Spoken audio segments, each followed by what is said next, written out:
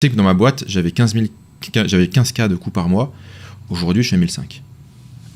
À la TH, t'étais à 15K, c'est vrai? Ah non, il y a... Ah oui, non, à la TH, j'étais à 100, tu vois. Mais, ou plus, quoi. Ouais, d'accord. Mais t'avais 15K, ok. Il y a encore quelques mois, j'étais à 15K.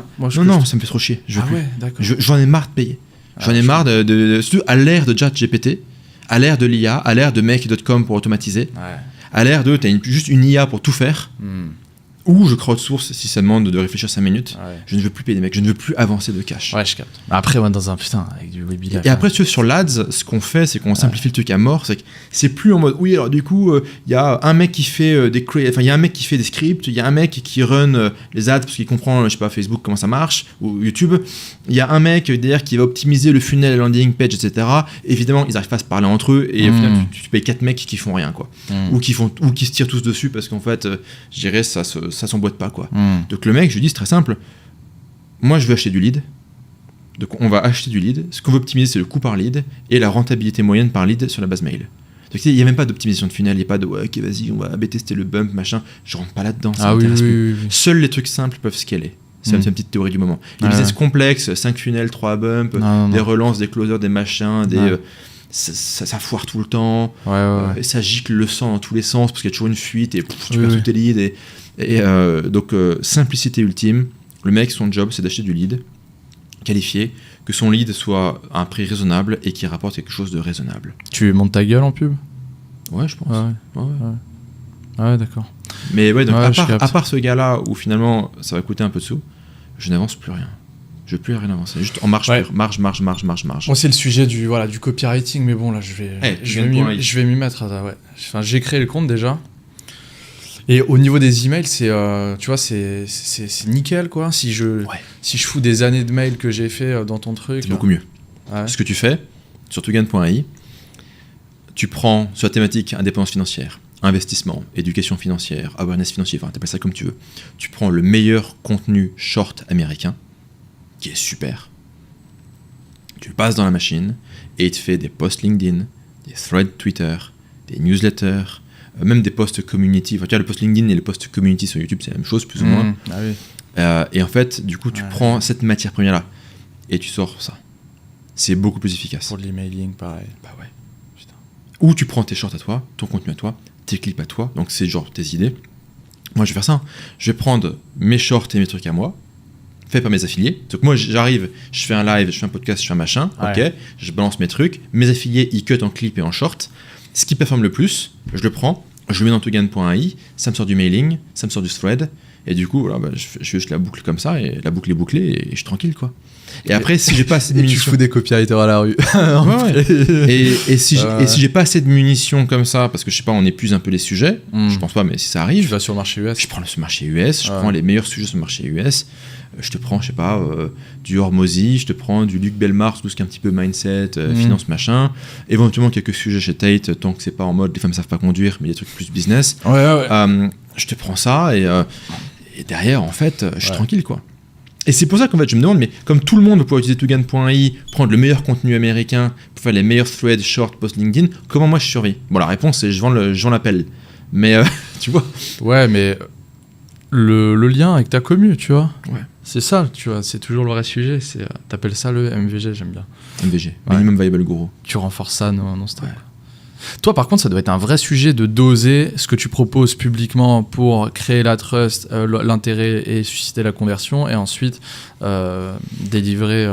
En fait, oui et non. Pour moi, le modèle vers lequel je vais aller, c'est limite tout le contenu va être gratos, à terme. Dans combien de temps, je sais pas. Par contre, d'ailleurs, je vais vendre FrogTech. Pour faire ton funnel. Je vais vendre Tugan.ai pour faire ton copywriting. Tu gardes pas TRX? Si. Je sais même pas en fait. Peut-être qu'à terme, je dirais, si tu es sur FrogTech Premium, tu as accès au RX gratos. Et surtout, ce qui est beau avec ça, c'est que du coup, tu es sur du processeur de paiement de SaaS. Ça se valorise. Ça se valorise comme un SaaS. Tu payes 1% versus entre 5 et 10 chez Hotmart. Tu as une rétention de malade. Attends, t'as le processeur de paiement déjà? Bah, en fait, quand tu fais du SaaS, t'as aucun problème avec Stripe. T'as aucun problème avec Paddle. Aucun problème. Mais là, tu parles pour toi, pas pour tes utilisateurs. Ah, pour moi, ouais, bien sûr, pour moi. Et du coup, en fait, moi, je me dis, attends, si je vends du RX, ok, il y a Hotmart qui me prend, j'ai un deal privilégié avec eux, mais on va dire entre 5 et 10%. Ok. Si je vais chez Stripe et que je fais de l'abonnement pour de l'enseignement, toi et moi on sait que ça saute tôt ou tard. Très bien, ils aiment pas l'abonnement pour de l'enseignement, c'est comme ça. Donc en gros tu sautes tôt ou tard. Ok, donc en gros je peux pas être à 2%, 3% chez Stripe, je dois être à entre 5 et 10 chez Hotmart ou une solution similaire, ou alors le truc qui saute en permanence. Bon. Hotmart, je dirais, il rembourse tous les gens qui sont contents, pas contents, mais qui disent, je sais pas, il est remboursé. Ok, bon, très bien. Même si le mec il est complètement illégitime et que mauvaise foi absolue, il est quand même remboursé. Bon, c'est comme ça, c'est la vie. Hotmart, limite, les mecs ils ont un call to action pour se abonner à chaque mensualité, ce qui me fait péter un câble. Ouais, mais c'est le prix à payer, moi je préfère ça. Ouais, non, mais je suis très heureux de ce qu'ils font. Je suis reconnaissant. Mais je prends acte du fait qu'en fait ils me pourrissent ma conversion à tous les niveaux. Donc en fait, si je dis ok, bah en fait, les RX se faire gratuitement si tu prends Frog en premium. Une fois, c'est pas un truc qui est prévu pour demain, mais c'est quelque chose auquel je pense. Bah, du coup, je peux aller sur paddle.com, qui est un processeur de paiement pour les SaaS. Je peux aller sur Stripe et du coup, j'aurai aucun problème. Je vends mon SaaS. L'enseignement, il va avec. Et le SaaS, il se valorise parce qu'un business de SaaS, tu peux le revendre à entre 5 et 10 ans d'ARR en fonction de la croissance que tu as. C'est le meilleur business du monde, ça. C'est le meilleur business du monde. Ouais. Tu as l'avenir dans l'infoprenariat, je pense que c'est ça. C'est le SaaS. Tu transformes ton enseignement, tes systèmes, tes techniques en une techno, tu onboardes les mecs sur la techno. Et donc, je pense qu'en fait, moi, je vais vers ça. Et donc, en fait, plus je fais du contenu gratos, plus mieux c'est quoi. Et c'est un peu ce que fait Hormozy. Tu prends Hormozy. Hormozy, il est en mode. Je trouve que Hormozy, ce qu'il a fait était super. C'est que ce qui était payant, il y a toujours eu du très bon contenu payant. Il est arrivé, il l'a filé gratos. Ouais. Et derrière, en fait, il te dit si ton business fait de la thune, je peux devenir investisseur et associé dans ta boîte via acquisition.com, qui est sa boîte, qui est son espèce de holding. Et du coup, en fait, lui, il arrive en vidéo. J'ai rien à te vendre, juste toi t'es pas en mode sur la défensive. Il te donne le meilleur matos ou parmi les meilleurs matos disponibles en anglais. Ce qui était payant chez les autres, c'est gratuit chez lui. Et lui, quelque part, il rentre au capital de chez toi, de boîtes qui sont capitalisables et revendables, et il fait son exit en même temps que toi, quand tu revends ta boîte. Super modèle. Mais du coup, comment tu gères parce que du coup, ok, tu bascules sur un modèle de SaaS. Donc les gens, tu les acquiers avec ton modèle de SaaS, ça se valorise, c'est très bien. Mais comment tu gères du coup la corporate brand et ta personal, c'est-à-dire que ta personal brand devient au service d'une corporate. Comment tu gères la distinction des deux? C'est-à-dire, est-ce que tu continues à faire de l'acquisition et de la trust sur ta personal brand que tu renvoies sur ta corpo brand? En fait, ce que je fais, c'est je me suis posé la question il y a pas mal de mois. Je regardais les bitcoins maximalistes, ils me font marrer ces mecs-là. Tu sais, les mecs qui te disent que le bitcoin va remplacer le dollar, l'euro, la voiture. Toi, t'es brand maximaliste. Ça. Et moi, mon point, c'est je me suis demandé, mais je suis maximaliste de quoi? En quoi je crois? Bah, la réponse, en quoi je crois et qu'est-ce que je peux contrôler? Parce que bitcoin, tu contrôles pas le prix par définition. Je me suis dit, je suis un Tugan maxi. Mon job, en fait, c'est de faire du Tugan. Mon job, c'est d'accroître la marque Tugan. Et du coup, Tugan, il est là. J'ai Site.xz dans lequel je suis associé, j'ai Tugan.ai dans lequel je suis associé, j'ai FrogTech dans lequel je suis associé. Les gens qui découvrent Site découvrent Tugan, les gens qui découvrent Tugan découvrent Tugan.ai, les gens qui découvrent Tugan.ai découvrent Tugan a fortiori, ils découvrent Site derrière, ils découvrent FrogTech, et du coup tout se renforce en permanence. Donc il y a Tugan au milieu, les business ils peuvent exister sans moi. Ce qui est important, c'est que les business puissent exister sans moi, avec des équipes, des associés, etc. C'est que ces business auraient vu le jour sans moi, auraient décollé sans moi, auraient fonctionné sans moi. Moi j'arrive, je vais accroître la croissance. Donc on me dit, seuls ils auraient fait 5, avec moi ils font 20, et si demain je suis plus là, ils tombent pas à 5, ils tombent à, à 13 par exemple.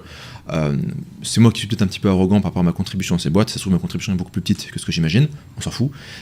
Ces business enrichissent ma marque enrichit ces business, et surtout comme j'ai des business qui sont des SaaS, en termes de crédibilité, de perception, la crédibilité, la valeur perçue est accrue. Et donc en fait, j'ai un peu mon triangle comme ça, avec 3 SaaS, un Web 3 pour le capital comme tu disais, 2 dans le Web 2 pour du cash flow, l'IA pour accélérer tout ce bordel, et moi au milieu. Et finalement, si demain je suis plus dans l'équation, ces business ils existent toujours, ils ont toujours de la valeur parce qu'ils ont des utilisateurs, ils ont une fonction, ils ont leur canal d'acquisition. Et c'est un peu c'est le shift que je suis en train de faire, quoi. Et tu vois, même si on regarde cette configuration là, dans cette configuration là, le fait de vendre quelque part des formations, ou le fait de vendre l'accès à de la formation, on va presque dire que ça peut nuire à l'efficacité de cette espèce de synergie. Pourquoi ? Parce que quand tu vends des formations, tu as toujours un peu la suspicion, on dit oui, mais c'est une arnaque, ouais, mais je tiens la gueule. Ouais. Enfin, en fait, de vendre des formations, ça attire toujours une énergie bizarre. Là, en ce moment, je suis en train de faire de la promo sur Togen.ai sur le marché francophone. Je vais voir tout le monde, des mecs à qui j'ai jamais parlé, des mecs à qui j'ai parlé une fois. Je dis, ça c'est mon ça t'intéresse, tu veux checker, faire de l'affiliation. Et même, je suis frontal, je dis, je te contacte pour faire de l'affiliation pour mon truc. Tout le monde me reçoit. Bien, gentil. Si je dis, ouais, j'ai une formation, ta gueule. Tu vois Donc en plus, en fait, avec le SaaS, tu as ce truc où les gens sont prêts à se mouiller, sont prêts à faire de l'affiliation. Les gens sont tous chauds pour faire de l'affiliation vers la techno. Plus personne n'est chaud pour faire de l'affiliation. Quand tu parles de MLM, quoi, c'est pareil. Quoi. Tout de suite, ouais. Bah ouais. Alors que tu dis, je fais de l'affiliation, c'est... Enfin, ouais, non, mais c'est... Quoi que l'affiliation, c'est pas que multiniveau, mais ouais, je vois le délire. T'accèdes à... oui, en termes de valeur perçue et d'opportunité, c'est bien mieux reçu. Ouais.